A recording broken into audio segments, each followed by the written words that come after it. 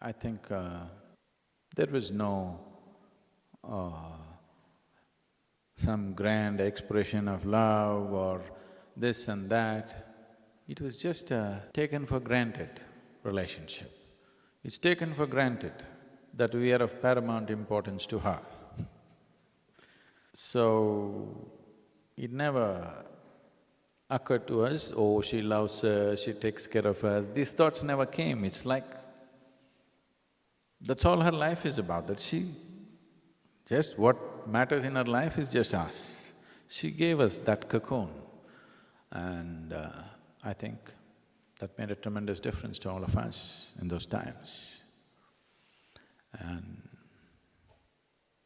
as I've already many times said, she made everything with her hands in the house, from cooking to embroidery, stitching drapes and stitching things, everything was her work. Her signature was all over the house. Without saying a word, it was simply everywhere.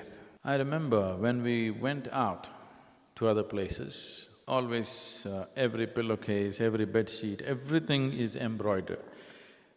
Some embroidery she would have done. If when we went out to places outside and just before sleeping, if she saw the pillowcase is just a white pillowcase, she would say, how can children sleep on an empty pillowcase?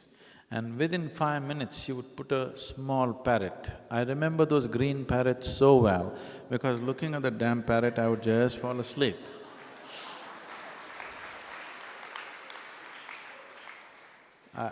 Those parrots are sticking in my head so strong.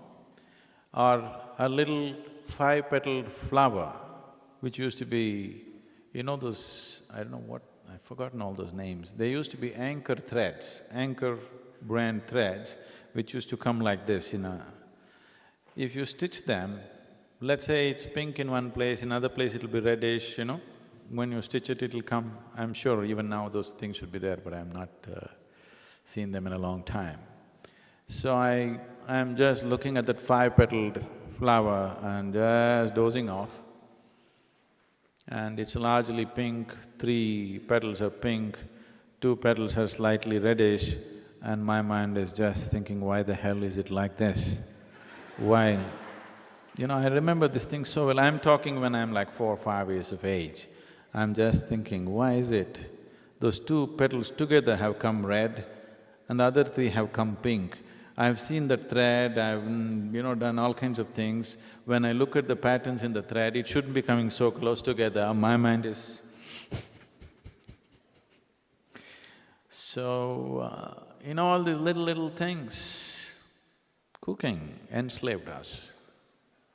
It doesn't matter where we went, even if we were taken to a wedding or a party or whatever, we pretend to eat there and come home and eat well. Because there was no replacement for her cooking, it was like that. I don't know, it was not like a very active, loving relationship. It was just there all the time. You couldn't think of life without her, that's all. It's just there, all the time there, never not being there. I think today, for economic reasons, women have chosen to step out of their homes. I'm not commenting about that. But for a child,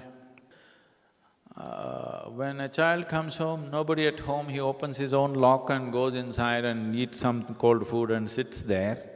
This is the fate of most of the Western children, and unfortunately this is becoming the fate of most of the Indian urban children.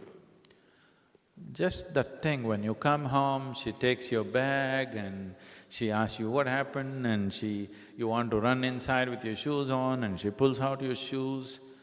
These are not simple acts.